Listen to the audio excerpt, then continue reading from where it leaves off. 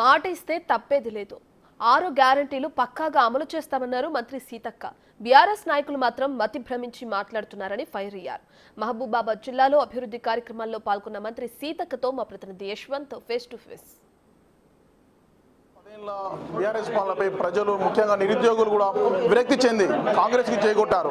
ఈ నేపథ్యంలో రేవంత్ సర్కార్ ఏర్పడి నేటికి సరిగ్గా ఏడాది అయింది. ఈ ఏడాదిపై ప్రజాపాలనపై ప్రజల నుంచి ఎలాంటి స్పందన వస్తుంది, రేవంత్ సర్కార్పై ముఖ్యంగా ప్రజల్లో ఎలాంటి స్పందన వస్తుందో మనతో మాట్లాడడానికి మంత్రి సీతక్క ఉన్నారు. మనం అడిగి తెలుసుకుందాం. ముఖ్యంగా రేవంత్ సర్కార్పై ప్రజల్లో ఏ విధమైన అభిప్రాయం ఉంది. నమస్తే మేడం, మీ ప్రభుత్వం ఏర్పడి సంవత్సరం కాలం పూర్తవుతుంది. ఈ నేపథ్యంలో ప్రజల నుండి ఎలాంటి స్పందన వస్తుంది?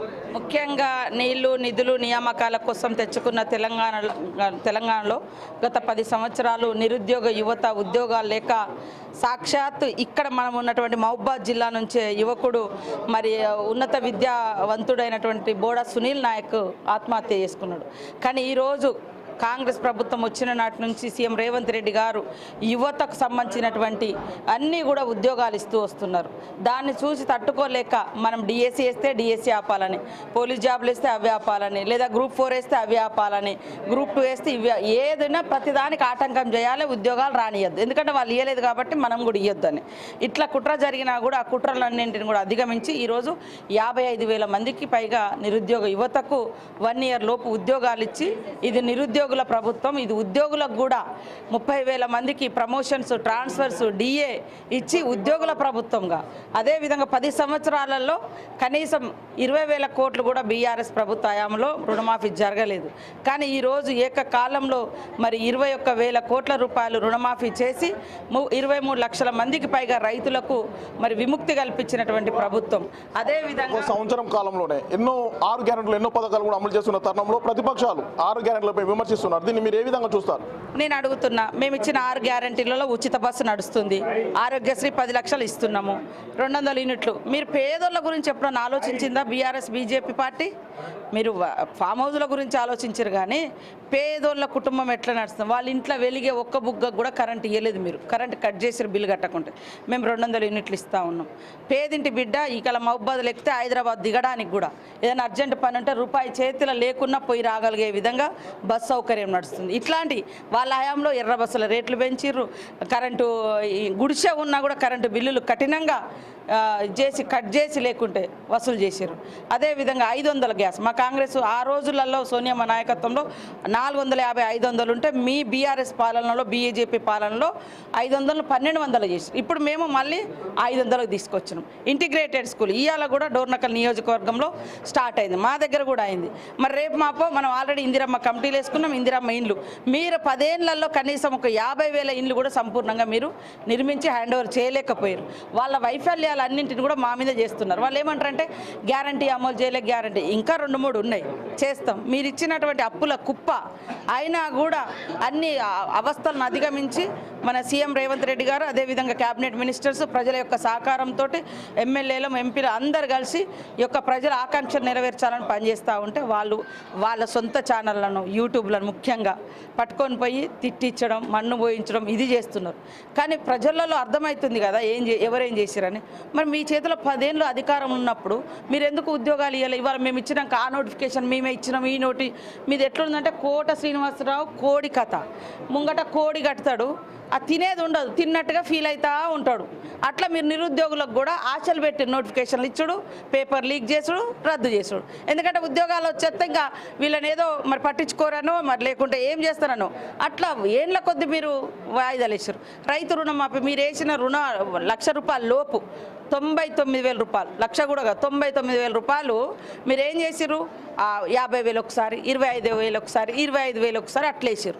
మీరు వేసినవన్నీ వడ్డీలకు సరిపోయినాయి. కానీ మేము వేసినాయి ఏకకాలంలో వాళ్ళకు ఉన్నటువంటి 2 లక్షలు మాఫీ అవుతున్నాయి.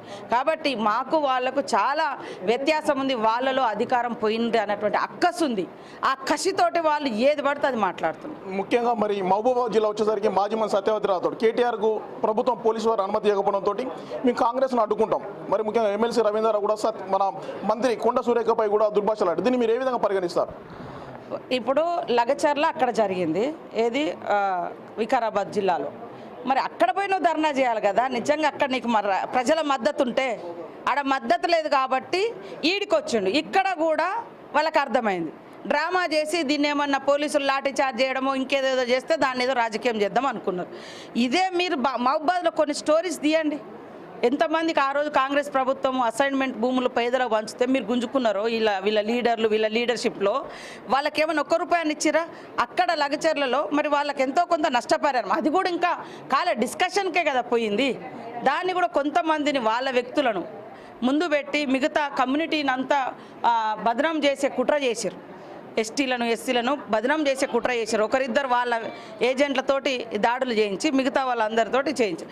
అక్కడ పోయి చేయకుండా ధర్నా ఇక్కడికి వచ్చి చేయడంలో అర్థమైంది. ఇక్కడ చేసినామంటే ఇక్కడ ఒక ఆయన ఎవరు కౌన్సిలర్ చనిపోయాడు, ఆయన గురించి ధర్నా చేయి. బానోతు రవి గురించి ఎందుకు మీరు చర్య తీసుకోలే? ఇక్కడ చాలామంది భూములు పైన ఆయా పేర్లతోటి వాళ్ళ కోసం ధర్నా చేయలే. వాళ్ళకి ఫస్ట్ నష్టపరిహారం ఇచ్చి ఇక్కడికి రానుంటాయి వాస్తవానికి. కాబట్టి వాళ్ళ డ్రామాలు మీకు తెలుసు. ఉద్యమ కాలంలో ఉద్యమం ముసుగేసుకున్నారు. ఉద్యమం అయిపోగానే అధికారంలోకి వచ్చిన వెంటనే అణచివేతను పెట్టుకొని ఎవరు గొంతెత్తద్దు, ఎవరు మాట్లాడద్దు. మేము 5 మాకు 5 అన్నట్టుగా వాళ్ళు వేయలేరు. మీ క్యాబినెట్లో సాధారణ మంత్రిగా ఉన్న కొండ సురేఖపై ఎమ్మెల్సీ తక్కేలపై రవీంద్రరావు దుర్భాషలాడారు. దీన్ని మీరు ఏ విధంగా చూస్తారు? ఆయనకు అహంకారం నెత్తికెక్కింది. వాస్తవానికి దురహంకారం. అందుకనే దురహంకారాలు పనికిరావు. ఇది ప్రజాస్వామ్యంలో ఉన్నాం. ఒక మహిళ పట్ల అదేవిధంగా ఒక ప్రజాస్వామిక పద్ధతిలో ఎన్నికైనటువంటి వ్యక్తుల పట్ల బుద్ధిగా మాట్లాడండి, లేకుంటే ప్రజలు బుద్ధి చెప్తారని తెలియజేస్తారు. ఫైనల్గా రేవంత్ సర్కార్పై ప్రజలకు ఏ విధమైన సూచనలు చేయదలుచుకున్నారు?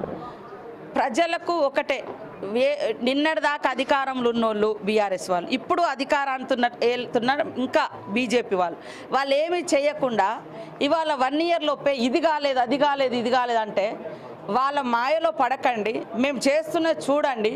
ఇంకా కొంతమందికి రుణమాఫీ కాకపోవడానికి కూడా కారణంలో ప్రధానంగా పాత ప్రభుత్వం బీఆర్ఎస్ ప్రభుత్వం వాళ్ళ పేర్లను వాళ్ళ లిస్టు రెన్యువల్ కాలే, ఈ కొత్త లిస్టులోకి రాలే, మాఫీ లిస్టులోకి. అది వాళ్ళ పాపం.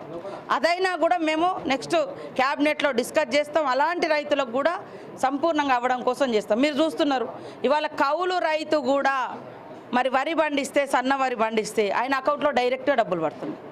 అంటే మీ ప్రభుత్వంలో అద్దెకున్నోనికి ఇవ్వాలనే కౌలుకున్నోనికి ఇవ్వాలని మన రాష్ట్ర రైతుల లెక్క చూడనే లేదు వాళ్ళను. కాబట్టి వాళ్ళు చేసినవన్నీ ఇవాళ ప్రజలు అర్థం చేసుకొని ఇటువైపు పెద్ద ఎత్తున బహిరంగ సభలు సక్సెస్ అవుతున్నాయని తట్టుకోలేక కోట్ల రూపాయలు ఖర్చు పెట్టి యూట్యూబ్ ఛానల్స్ పెట్టుకొని దాని ద్వారా రప్చర్ ఇస్తుంది. ఏదైతే రేవంత్ సర్కార్ ఏర్పడి 1 year పూర్తవుతుందో ఇచ్చిన హామీలతో పాటు పూర్తిగా కూడా నెరవేరుస్తాం, ఎవరు కూడా బీఆర్ఎస్ మాయమాటలు ఉచ్చులో పడవద్దని చెప్తున్న పరిస్థితి కనపడుతుంది. ఇది ఇక్కడి పరిస్థితి. వీడియో జర్నలిస్ట్ వీరేందర్తో యశ్వంత్, బిగ్ టీవీ, మహబూబా.